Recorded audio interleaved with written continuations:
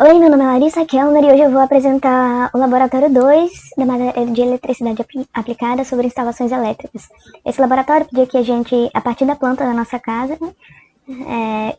criássemos a instalação elétrica da casa, tomando como base tanto a planta, as tomadas, os pontos de luz, a instalação que a gente tem acesso, que a gente consegue ver, e o quadro de distribuição.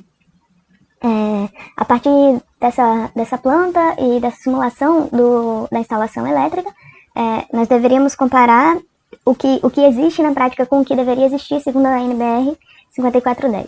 Então a gente vai começar aqui apresentando a planta. Essa é a planta da casa. Eu deixei da forma mais simples possível, sem as portas, sem janelas, sem nada, só para que a gente conseguisse realmente pegar todas as medidas e simplificar isso na hora de passar para a tabela.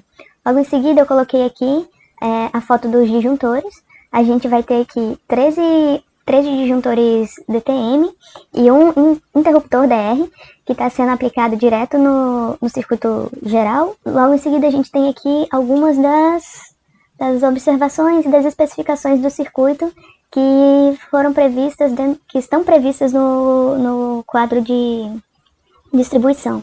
Aqui ele diz qual disjuntor se refere a qual circuito e qual é a corrente nominal do disjuntor ligado a ele.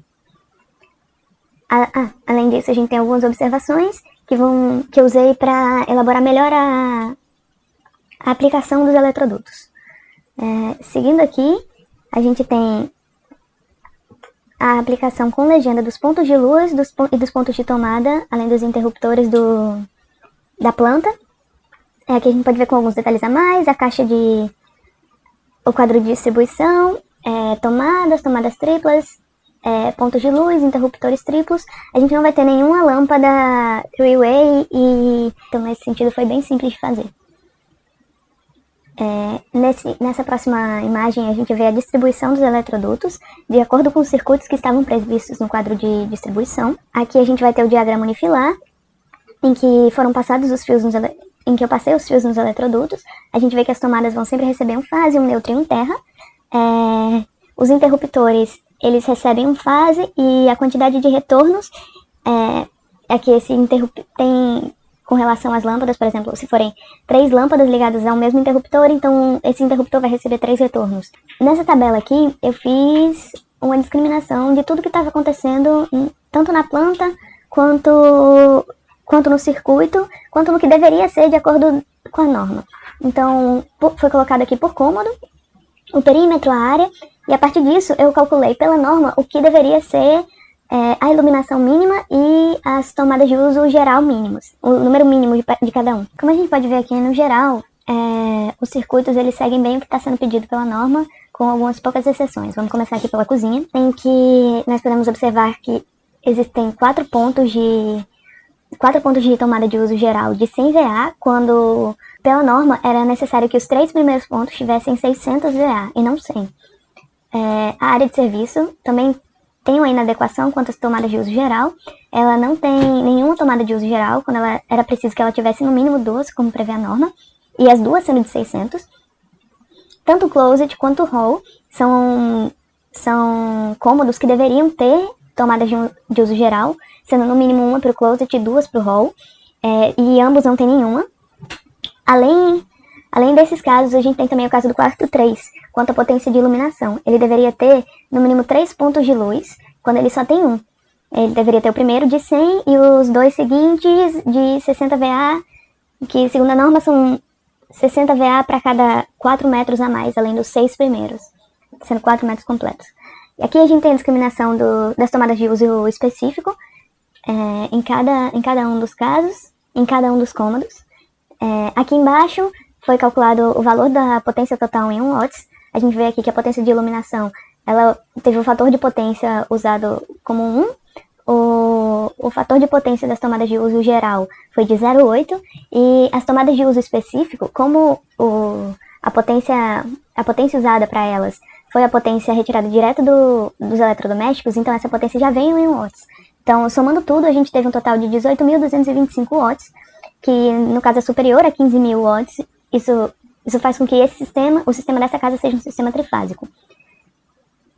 Seguindo aqui, eu discriminei quais eram os circuitos, qual fase dos fios, qual fio fase estava em cada circuito, e coloquei aqui bem direitinho qual era a potência, do que era essa potência, se era de iluminação, de uso geral ou de uso específico, o total dela, e aqui no final foi calculada a potência máxima, que é a corrente nominal da proteção vezes a tensão disponível. A tensão disponível no Nordeste é 220 volts, e a corrente nominal varia entre 10 e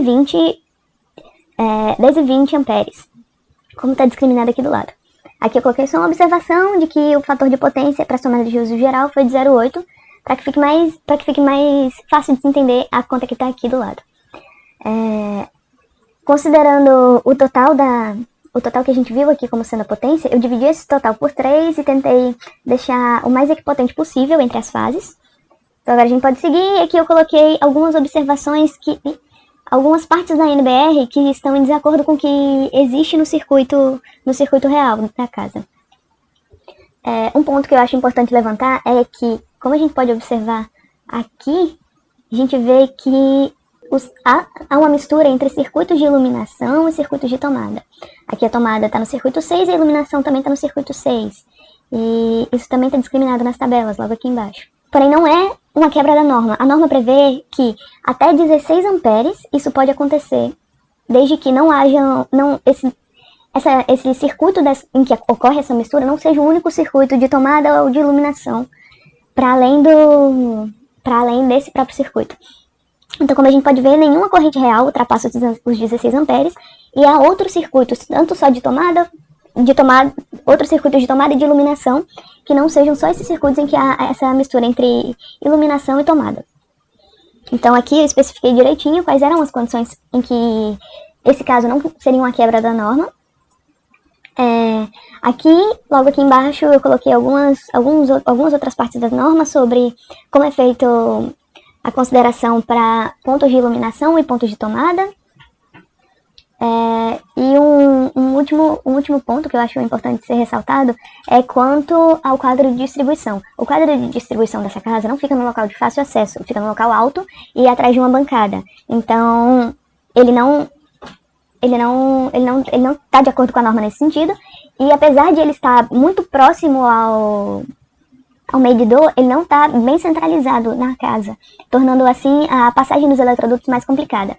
Além disso, o quadro deveria seguir essa norma da ABNT, que ela complementa a NBR 5410 e que tem alguns requisitos quanto às especificações do quadro, as especificações que o quadro precisaria ter como avisos. E esse quadro ele não conta com isso, ele conta com um detalhamento de como ele foi feito, como ele foi distribuído, mas ele não tem esses avisos sobre troca de disjuntores, dentre outros detalhes.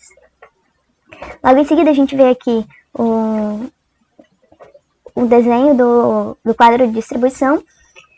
Eu coloquei aqui o interruptor DR, entrando nele os 3 fases e o neutro. O terra, ele não entra no interruptor DR, mas ele está presente no circuito, como a gente pode observar, e aqui eu fiz as ligações de cada fase para cada circuito, de acordo com o que foi especificado na tabela. Eu não achei importante colocar os circuitos reservas, já que eles não estão em uso, então não faria diferença. Além disso, eu fiz questão de seguir a observação que estava no quadro de distribuição e ligar o neutro e o neutro direto em alguns dos circuitos, como foi dito que era feito na realidade, para que houvesse um nível maior de semelhança com o que existe de fato. Logo aqui em seguida a gente tem o diagrama unifilar. Então a gente vê aqui que está entrando no quadro uma alimentação trifásica, os 3 fases e um neutro. Logo em seguida o barramento neutro ele entra no interruptor DR, e aí nós vamos ter 3 fases e um neutro passando pelo IDR, que tem uma corrente de 40 amperes. E aqui em seguida a gente vai ter a discriminação de cada circuito, o barramento terra, cada circuito com o DTM, aqui a corrente nominal do DTM, qual é o circuito, e logo aqui, depois que o terra passa, eu adicionei o Tzinho no fio, que é a indicação de que o terra está passando por aquele circuito. Aqui embaixo eu coloquei 3 reservas, mas só a título de ilustração, não acrescenta muita coisa. Nós sabemos também que tem um reserva a mais, então é basicamente isso. Muito obrigada.